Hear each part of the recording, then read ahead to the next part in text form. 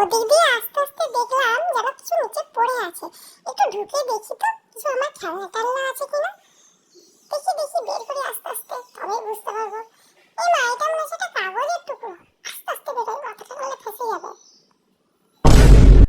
রিশু, না মাম্মা, না আমি কিছু করিনি মাম্মা, দেখে ফেলেছি। কিচ্ছু করিনি মাম্মা, এটা বের করছি, এটা কি আছে দেখার জন্য। এটা কাগজের টুকরো মামা, আমার বার্থডে স্টিকার গুলো মামা। এই দিদিরা এলে না আমার বাড়িটাকে খুব নোংরা করে দেয়, প্রচুর নোংরা করে দিদিরা। আমি সারাদিন এত পরিষ্কার করে ঝাড় দিয়ে দিয়ে আবার আমাকে ঝাড় দিতে হচ্ছে। সারাদিন আর কতই ঝাড় দেবো, ওই যে ওদিকে আরেকটু নোংরা আছে, ভালো করে ঝাড় পাট দিয়ে পরিষ্কার করে দিই। দিদিরাটা শুধু শুধু বাড়িগুলো নোংরা করবে, একটু পরিষ্কার করাটা আমারই সব দায়িত্ব। আমাকে সব পরিষ্কার পরিচ্ছন্ন রাখতে হয়। ঠকে গেলাম গরমে, একটু দুধু খেয়ে নি। এই যে আমার এনার্জি ড্রিঙ্ক চলে আসছে, মাম্মা বানিয়ে দিয়েছে, দুধটা খেয়ে নিই।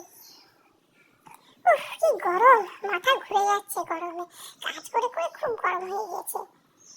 দেখি তো পাখাটা চলছে। হ্যাঁ চলছে। ওরে বাবারে, ওরে বাবারে, মা মাথা ঘুরছে, মাথা ঘুরছে, এই পড়ে গেলাম। না, মাম্মার কোলে গিয়ে দুধু খাই।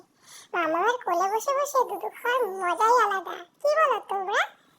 মাম্মার কোলের মতো সুখ কি কোথাও আছে? yeah, boy.